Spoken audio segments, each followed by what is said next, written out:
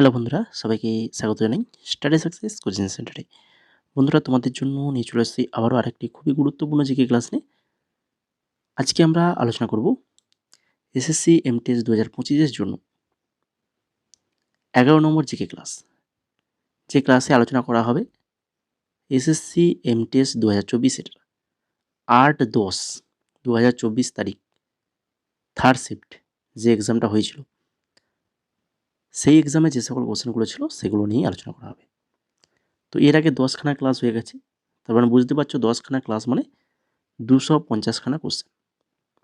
250খানা question কিন্তু already আমরা আলোচনা করে ফেলেছি। তো যারা এই ক্লাসগুলো দেখোনি, 10খানা ক্লাস, তো অবশ্যই বলবো ডেসক্রিপশানে প্লে লিস্ট রয়েছে, সেই লিস্ট থেকে ক্লাসগুলো দেখে নেবে। এছাড়া আমাদের সিএইচএসএল 2024-এর সমস্ত শিফট আলোচনা করে ফেলেছি।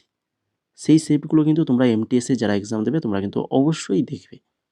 তোমাদের জন্য কিন্তু এই ক্লাসটা খুবই খুবই গুরুত্বপূর্ণ।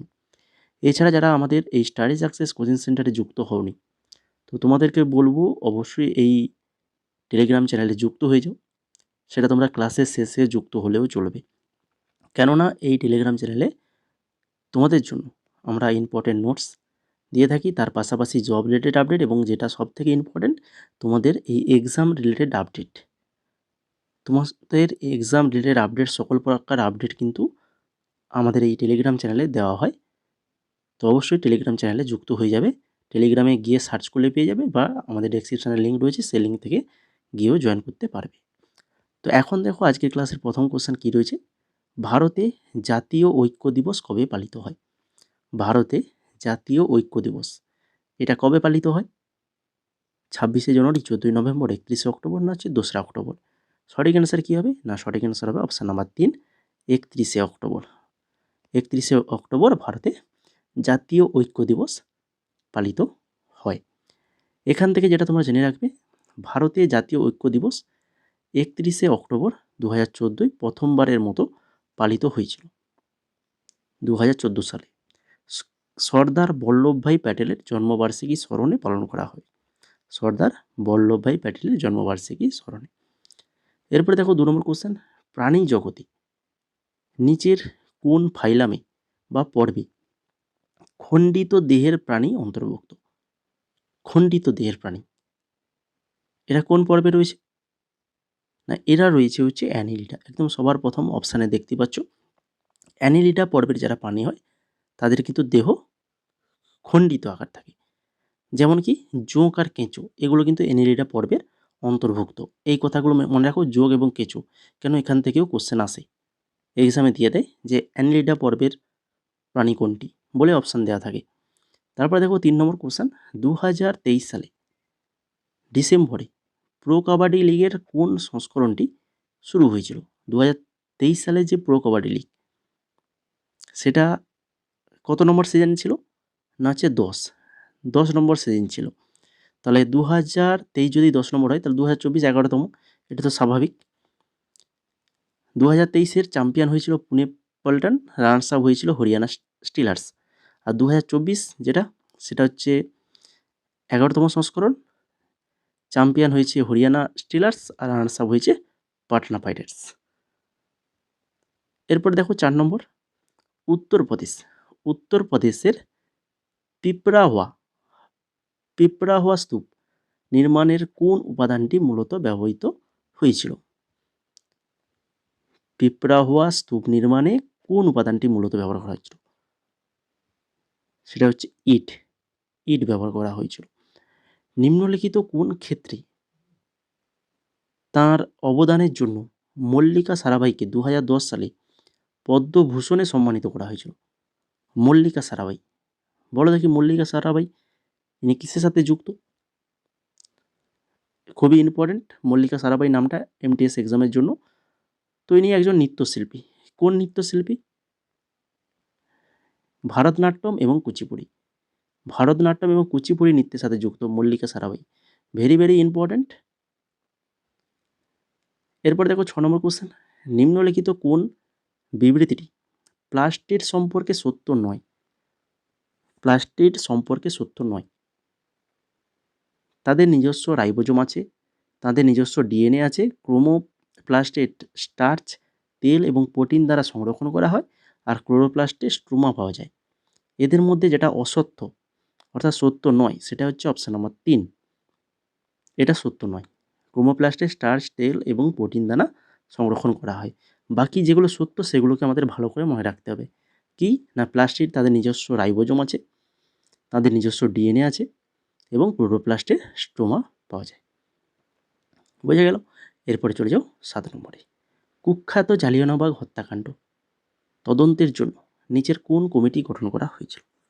জালিয়ানওয়ালাবাগ হত্যাকাণ্ড, এখান থেকে কিন্তু প্রত্যেক বছর কোশ্চেন আসে এবং প্রত্যেক এক্সামেও কোশ্চেন আসতে আমরা দেখি। খুবই ইম্পর্ট্যান্ট একটা টপিক জালিয়ানওয়ালাবাগ হত্যাকাণ্ড। এখানে যে কমিটি গঠন করা হয়েছিল সেটা হচ্ছে হান্টার কমিটি। হান্টার কমিটি গঠন করা হয়েছিল। তো কেন ইম্পর্ট্যান্ট সেটা দেখতেই পাচ্ছ আমাদের এক্সট্রা নোটসের মধ্যেই সাইডে দিয়ে দেওয়া আছে, বিভিন্ন এক্সামে এসছে। ভাইসরয় লর্ড চেমসফোর্ডের আমলে জালিয়ানওয়ালাবাগ হত্যাকাণ্ড সংঘটিত হয়েছিল। ঠিক আছে, কার আমলে? Lord Chelmsford. জালিয়ানওয়ালাবাগ হত্যাকাণ্ড 13 এপ্রিল 1919 সালে পাঞ্জাব প্রদেশের অমৃতসরে জালিয়ানওয়ালাবাগে হয়েছিল। এটা তো বিভিন্ন এক্সামে এসছে, অনেক এক্সামে এগুলো এসছে। জালিয়ানওয়ালাবাগ হত্যাকাণ্ডের দায়ভার ব্রিটিশ সেনাবাহিনীর জেনারেল ডায়ারের উপর ছিল। কার উপর ছিল দায়ভারটা? জেনারেল ডায়ারের উপর। এটা MTS 2020 এসেছিল। তো এগুলো ইম্পর্টেন্ট নোটস, এগুলো ভালো করে তোমাদেরকে মনে রাখতে হবে। এইরকমই এক্সট্রা নোটস, এক্সট্রা ডিটেলস সহ আমাদের কিন্তু পেড PDF রয়েছে। তো যদি কেউ PDF পারচেজ করতে চাও, দেখো নিচে হোয়াটসঅ্যাপ নাম্বার দেওয়া রয়েছে বা ডেসক্রিপশনে গেলে সেখানেও পেয়ে যাবে। তো সেখান থেকে আমাদের মেসেজ করতে পারো। 8 নম্বর কোশ্চেন দেখো, 2023 সালের মার্চ মাসে কেন্দ্রীয় শিক্ষা মন্ত্রক দ্বারা চালু করা নিউ ইন্ডিয়া লিটারেসি প্রোগ্রাম অর্থাৎ NILP প্রকল্পে কতগুলি উপাদান রয়েছে? নিউ ইন্ডিয়া লিটারেসি প্রোগ্রাম প্রকল্পের কতগুলি উপাদান রয়েছে? সঠিক অ্যান্সার 5টা উপাদান রয়েছে। এরপর 9 নম্বর, সঙ্গে মিলসে মুলাকাত কোন বিখ্যাত সঙ্গীতজ্ঞের উপর বানানো তথ্যচিত্র? বলো, এটা কোন সঙ্গীতজ্ঞের উপর বানানো একটা তথ্যচিত্র? সঠিক অ্যান্সার হবে বিসমিল্লাহ খান। অপশান নাম্বার 2 সঠিক অ্যান্সার। এই বিসমিল্লাহ খান এই নামটাও কিন্তু ভেরি ভেরি ইম্পর্ট্যান্ট, কেন এখান থেকেও কোশ্চেন আসে। কী কোশ্চেন আসে না, বিসমিল্লাহ খান কোন বাদ্যযন্ত্রের সাথে যুক্ত? তো ইনি একজন হচ্ছে সানাই বাদক, তাই এটা কোশ্চেন আসে যে ইনি কোন বাদ্যযন্ত্রের সাথে যুক্ত। ঠিক আছে, তাই বিসমিল্লাহ খান একজন বিখ্যাত সানাই বাদক। এরপরে দেখো 10 নম্বর, নাগাদা উৎসবে নাগাল্যান্ডের উপজাতি গোষ্ঠীর দ্বারা নিচের কোন যুদ্ধ নৃত্যটি পরিবেশিত হয়? তো নাগাদা যেটা হচ্ছে নাগাল্যান্ডের উপজাতিদের দ্বারা একটি উৎসব পালন করা হয়। তো এখানে কোন যুদ্ধ নৃত্যটি পরিবেশিত হয়? এখানে যে নৃত্যটা পরিবেশিত হয় সেটা হচ্ছে রেঙ্গোমা নৃত্য পরিবেশিত হয়। এখান থেকে জানতে হবে এই যে নাগাল্যান্ডের আরও কিছু উৎসব ভেরি ভেরি ইম্পর্ট্যান্ট উৎসব রয়েছে, এগুলো এক্সামে আসে, যেমন হর্নবিল উৎসব, সুখেনে আর হচ্ছে সেঙ্করেনি। এই হর্নবিল আর সেঙ্করেনি এ দুটো উৎসব ভেরি ভেরি ইম্পর্ট্যান্ট। তাছাড়া অপশানে যেগুলো রয়েছে দালখাইটা হচ্ছে উড়িষ্যার সর্বাধিক জনপ্রিয় লোকনৃত্য, গারাদি যেটা পুদুচেরির জনপ্রিয় লোকনৃত্য, আর জাওয়ারা এটা হচ্ছে মধ্যপ্রদেশের জনপ্রিয় লোকনৃত্য। প্রত্যেকটা মনে রাখো, পরবর্তীতে তোমাদের এবছর কিন্তু এগুলো থেকে কোশ্চেন আসার চান্স রয়েছে। এবার 11 নম্বর কোশ্চেন, তার আগে তোমরা যারা আমাদের ক্লাসটাকে এখনও লাইক করোনি, তো অবশ্যই বলবো তোমাদের অ্যাটেন্ডেন্স বা তোমাদের ফিডব্যাক লাইক এবং কমেন্টের মাধ্যমে জানাও। ক্লাসটা কেমন লাগছে সেটা অবশ্যই কমেন্ট করে জানাও, তারই সঙ্গে লাইকটা কিন্তু অবশ্যই করবে। লাইক করে ফেলো যদি ক্লাসটা ভালো লেগে থাকে, তো অবশ্যই লাইক করে ফেলো। তারই সঙ্গে অবশ্যই তোমাদের বন্ধুদের মাঝে শেয়ার করবে যারা এই সকল কম্পিটিটিভ এক্সামের জন্য প্রিপারেশান নিচ্ছে। আর চ্যানেলে যদি নতুন হয়ে থাকো, প্রথমবার যদি আমাদের ক্লাসগুলো দেখে থাকো, তো অবশ্যই বলবো আমাদের চ্যানেলটাকে সাবস্ক্রাইব করে ফেলো। MTS-এর জন্য বিশেষ করে তোমাদের এই MTS এবছর আমরা একদম টার্গেট নিয়েছি পুরো জিকে আমরা কভার করব, previous year plus topic, exam আগে পর্যন্ত বা এক্সাম চলাকালীন সমস্ত টপিক তোমাদেরকে আলোচনা করা হবে তোমাদের জন্য এই চ্যানেলে।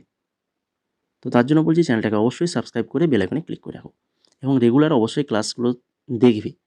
আমাদের ঠিক সন্ধ্যে 6:30 6:30 কিন্তু ক্লাস আপলোড করা হবে, 6:30 কিন্তু সবাই জয়েন করে যাবে।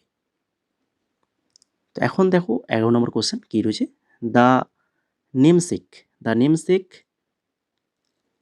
আনঅ্যাকাস্টমড আর্থ এবং দ্য লোল্যান্ড উপন্যাসগুলি কে লিখেছেন? এই যে তিনটে উপন্যাস, এই তিনটে উপন্যাস কার লেখা?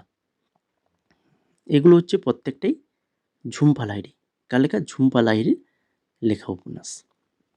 এছাড়া বাকি এখানে যেনাদের নামগুলো রয়েছে, আর বাকি যে তিনজন রয়েছে, অরুন্ধতী রায়, অরবিন্দ আদিগা আর শোভাদি, তো এনাদেরও খুবই গুরুত্বপূর্ণ উপন্যাস রয়েছে যেগুলো এক্সামে বারবার আসে। কি? অরুন্ধতী রায়ের যেগুলো হয়েছে এই যে capitalism, the god of small things, আর হচ্ছে an ordinary persons guide to empire. Aravind আদিগার খুবই ইম্পর্ট্যান্ট একটি উপন্যাস, দ্য হোয়াইট টাইগার্স, বারবার এক্সামে এসছে। দ্য হোয়াইট টাইগার্স এটা হচ্ছে অরবিন্দ আদিগার উপন্যাস। তার শোভাদের উপন্যাস যে সলিটারি ডেজ, এটাও ভেরি ভেরি ইম্পর্ট্যান্ট। এরপরে দেখো 12 নম্বর কোশ্চেন, নিম্নলিখিত বিবৃতিগুলির মধ্যে কোনটি বা কোনগুলি ভারতে কেন্দ্রীয় সরকারের বাজেট সম্পর্কে সঠিক? তিনখানা এখানে তথ্য দেওয়া রয়েছে, বিবৃতি দেওয়া হয়েছে তিনটা, তো সঠিকটা আমাদেরকে খুঁজতে হবে। কেন্দ্র সরকারের বাজেট সম্পর্কে এতে দেখো, বাজেটে জনগণের আশা আকাঙ্ক্ষা পূরণের ক্ষেত্রে সরকারের দৃষ্টিভঙ্গি প্রতিফলিত হয়। বাজেট হলো ক্ষমতায় থাকা সরকারের আর্থিক কর্মক্ষমতা সংক্ষিপ্ত সার রিপোর্ট, আর বাজেটে কেন্দ্রীয় সরকারের বিভিন্ন মন্ত্রকের দ্বারা হওয়া ব্যয়ের বিবরণ দেওয়া। তো তিনটেই তো সঠিক দেখতে পাচ্ছি, কি বাজেট মানেই তো এগুলোই, তাহলে এ বি সি এই তিনটেই কিন্তু সঠিক। এছাড়া আমাদের আরও যেগুলো মনে রাখতে হবে এক্সট্রা ডিটেলসের মাধ্যমে, যেগুলো বিভিন্ন এক্সামে এসছে বা এমটিএসের আগেও এসছে, দেখো আমাদের পেড পিডিএফে কিন্তু এইভাবেই এক্সট্রা ডিটেলসগুলো দেওয়া রয়েছে এবং সাইডে এইভাবে এক্সাম ডেটগুলোও দেওয়া রয়েছে। যারা আমাদের পেড পিডিএফ পারচেজ করতে চাও তো আমাদের হোয়াটসঅ্যাপ নাম্বারে হাই লিখে মেসেজ করো। এখানে কি মনে রাখবে, লোকসভায় বার্ষিক বাজেট পেশ করেন কেন্দ্রীয় অর্থমন্ত্রী যিনি থাকেন তিনি আর্থিক বাজেট পেশ করেন। বর্তমানে কে রয়েছেন সেটা তোমরা কমেন্ট করে জানাও। আমাদের বর্তমান অর্থমন্ত্রী কে রয়েছেন সেটা তোমরা অবশ্যই কমেন্ট করে জানাও। তারপরে দেখো, আর কে শানমুখম চেট্টি স্বাধীন ভারতের প্রথম কেন্দ্রীয় বাজেট পেশ করেন। স্বাধীন ভারতের প্রথম কেন্দ্রীয় বাজেট পেশ করেন কে? আর কে শানমুখম চেট্টি। তিনি 1947 সালে 26শে নভেম্বর স্বাধীন ভারতের প্রথম কিন্তু কেন্দ্রীয় বাজেট পেশ করেছিলেন। ভারত সরকার 21শে সেপ্টেম্বর 2016 এই যে রেলওয়ে বাজেটকে সাধারণ বাজেটের সাথে একীভূত করার অনুমোদন দিয়েছিল। 2016 রেলওয়ে বাজেটকে সাধারণ বাজেটের সাথে একীভূত করার অনুমোদন দিয়েছিল, এর আগে কিন্তু ছিল না। ঠিক আছে, এটা এমটিএস 2019-এ এসছে, তো এগুলো ভালো করে মনে রাখো। এরপরে দেখো 13 নম্বর কোশ্চেন, আগ্নেয় পাললিক এবং রূপান্তরিত শিলাগুলির একটি ধারাবাহিক প্রক্রিয়ার মাধ্যমে আন্তঃরূপান্তরযোগ্য যাকে ড্যাশ বলা হয়। আগ্নেয় শিলা, পাললিক শিলা, রূপান্তরিত শিলাগুলির ধারাবাহিক প্রক্রিয়ার মাধ্যমে আন্তঃরূপান্তরযোগ্য যাকে কি বলা হয় না হচ্ছে শিলাচক্র বলা হয়। নিম্নলিখিতদের মধ্যে কে বিদ্রোহকারীদের নির্মূলকরণের মাধ্যমে সম্প্রসারণের পরিবর্তে একীকরণের নীতি গ্রহণ করেছিলেন? সম্প্রসারণের পরিবর্তে একীকরণের নীতি গ্রহণ করেছিলেন। তিনি হচ্ছেন কে না, তিনি হচ্ছেন গিয়াসউদ্দিন বলবন। নিম্নলিখিত কোন বছরে ভারতের জাতীয় জনসংখ্যা নীতি প্রকাশ হয়েছিল? জাতীয় জনসংখ্যা নীতি এটা প্রকাশ হয়েছিল ভারতের কোন বছর, কত সালে? সঠিক অ্যান্সার অপশান নাম্বার 3, 2000 সালে ভারতের জাতীয় জনসংখ্যা নীতি, যা ছিল কেন্দ্রীয় সরকারের দ্বিতীয় জনসংখ্যা নীতি, 2000 সালে প্রণীত হয়েছিল।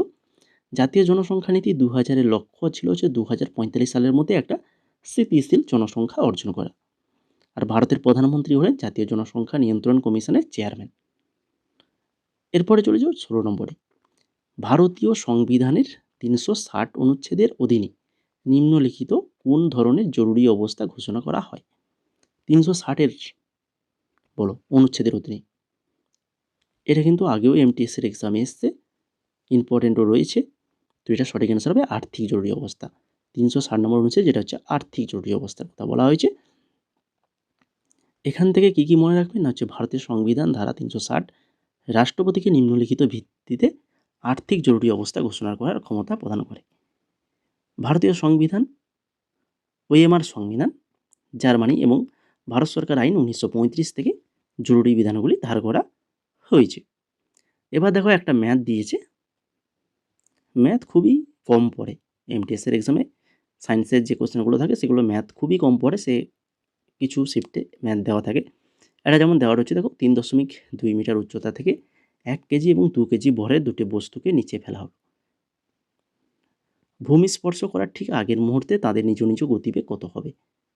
তো অভিকর্ষ ত্বরণ এখানে জি দেওয়া রয়েছে 10 মিটার পার সেকেন্ড। ঠিক আছে, এখানে বলে দেওয়া রয়েছে। তো 1 কেজি আর 2 কেজি, দেখো যখন কোনো একটা জায়গা থেকে, স্থির অবস্থা থেকে কোনো বস্তু ফেলা হবে, তখন কিন্তু তাদের মানে ভূমি স্পর্শ করার ঠিক আগের মুহূর্তে বেগ কিন্তু দুলোকেরই সমান হবে, কেন একটা নির্দিষ্ট উচ্চতা থেকেই দুলোকে ফেলানো হচ্ছে। এখানে যে সূত্রটা কাজে লাগবে সেটা হচ্ছে এই যে এইটা, ভি স্কোয়ার সমান ইউ স্কোয়ার প্লাস 2GH, এই সূত্রটা এখানে কাজে লাগবে। এখানে যেমন দেওয়া রয়েছে আমাদের প্রাথমিক বেগটা দেওয়া রয়েছে ইউ, ইউটা কি না হচ্ছে 0, কেন বস্তুটা স্থির অবস্থায় থেকেই ফেলা হচ্ছে। অভিকর্ষ ত্বরণ এখানে জি দেওয়াই রয়েছে 10 মিটার পার সেকেন্ড এবং উচ্চতা 3.2 মিটার। আর আমাদেরকে এখানে বের করতে হবে যে অন্তিম বেগ, শেষ ভূমি স্পর্শ করার আগে যে বেগটা, সেটা আমাদেরকে বের করতে হবে। তাহলে এই মানগুলো এখানে পুট করে দিলেই, এই যে আমাদের সূত্রটা রয়েছে পুট করে দাও, পুট করে দিলেই মানটা বেরিয়ে যাবে। কত হবে? এটা ভি স্কোয়ার সমান 64, তাহলে ভি সমান √64, তাহলে 8 হয়ে যাবে। 8 8 64 হয় না, তাহলে 8, ভির মান কত বেরিয়ে যাবে? 8। তাহলে দুটো বস্তুর বেগ কত হবে? 8 মিটার পার সেকেন্ড হয়ে যাবে। এরপরে চলে যাও 18 নম্বর কোশ্চেন। এ সারি আর বি সারি, দুটো সারি রয়েছে, রাজনৈতিক দল আর এ পাশে রয়েছে প্রতিষ্ঠাতা। কি কি দল? ফার্স্ট যেটা রয়েছে অল ইন্ডিয়া ফরওয়ার্ড ব্লক, কে প্রতিষ্ঠা করেছে বলো? এটা কে প্রতিষ্ঠা করেছে? সুভাষচন্দ্র বসু। এই যে রয়েছে, এই যে একদম লাস্টে সুভাষচন্দ্র বসু দেখতে পাচ্ছ। তারপরে দেখো আর্য সমাজ, বলো, ওই যে সেদিন আগে আলোচনা করলাম, বারবার বলছি সমাজগুলো মনে রাখতে হবে। Dayananda Saraswati. The Congress Socialist Party, কে করেছে? জয়প্রকাশ নারায়ণ। আর the Indian National Liberal Federation, যেটা করেছেন সুরেন্দ্রনাথ বন্দ্যোপাধ্যায়। তাহলে একের সঙ্গে 4, একের সঙ্গে 4 রয়েছে কোথায়? এই যে একটা মেলাতে পারলেই তো হয়ে যাবে। কি ফার্স্টেরটা যদি কেউ মেলাতে পেরে যাও, বাস অল ইন্ডিয়া ফরওয়ার্ড ব্লক, এটা সুভাষচন্দ্র বসু, এটা তো আমরা জানি সবাই। তো এটা মেলালেই দেখো এর সঙ্গে 4 শুধুমাত্র এটাতেই আছে, আর কোনোটা দেখতে পাচ্ছ? কোনোটাতে নেই। তাহলে অপশান নাম্বার 3 হয়ে যাবে সঠিক অ্যান্সার। তো পরীক্ষা হলে যত কম সময়ের মধ্যে অ্যান্সার করে দিয়ে আসতে পারবে সেটাই তোমাদের ভালো, কারণ কম সময়ের মধ্যেই অ্যান্সারটা করা অবশ্যই দরকার। 19 নম্বর দেখো, জাতীয় বহুমাত্রিক দারিদ্র্য সূচক 2023 একটি অগ্রগতি পর্যালোচনা অনুযায়ী 2019-21 সালে শহুরে ভারতের বহুমাত্রিক দারিদ্র্য মাথাপিছু অনুপাত জনসংখ্যার শতকরা হার কত ছিল? জাতীয় বহুমাত্রিক দারিদ্র্য সূচক 2023 অনুসারে 2019-21 সালের শহুরে ভারতের বহুমাত্রিক দরিদ্র জনসংখ্যার শতকরা হার কত শতাংশ? 5.27, 5.27%। নিম্নলিখিত কোন রাজ্যে কালবৈশাখী হয়? এ তো একদম সিম্পল কোশ্চেন, তাও প্রতি বছর এক্সামে দিয়ে থাকে। এটা হচ্ছে পশ্চিমবঙ্গ, তাই কি না? আমরা তো পারবোই এটা, পশ্চিমবঙ্গের স্টুডেন্টরা এটা অনায়াসেই করে দিয়ে আসতে পারবে, কিন্তু প্রত্যেক বছর এক্সামে দেয়। তারপরে দেখো 21 নম্বর কোশ্চেন, নিচের কোনটি ভারতের লৌহ যুগের সাথে যুক্ত নয়? লৌহ যুগের সাথে যুক্ত নয় বলেছে, এটা কিন্তু অবশ্যই খেয়াল করবে। সেটা কোনটা? না সেটা হচ্ছে মেহরৌলি লোহার স্তম্ভ, এইটা। চিত্রিত ধূসর পাত্র উত্তরাঞ্চলের প্রাপ্ত কালো পালিশ করা পাত্র আর বিগলন, এগুলো প্রত্যেকটাই লৌহ যুগের সাথে যুক্ত।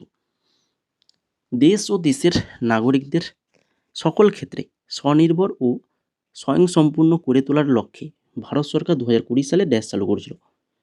কি চালু করেছিল? কোন মিশন চালু করেছিল? এই যে আত্মনির্ভর ভারত অভিযান। আত্মনির্ভর ভারত অভিযান মানে ভারতের সকল নাগরিক ক্ষেত্রে স্বনির্ভর এবং স্বয়ংসম্পূর্ণ করে তোলার লক্ষ্য ছিল। তারপরে দেখো 23 নম্বর, নিম্নলিখিত কোন দেশ থেকে ভারতীয় সংবিধানে সমবর্তী সূচির ধারণা গ্রহণ করেছে?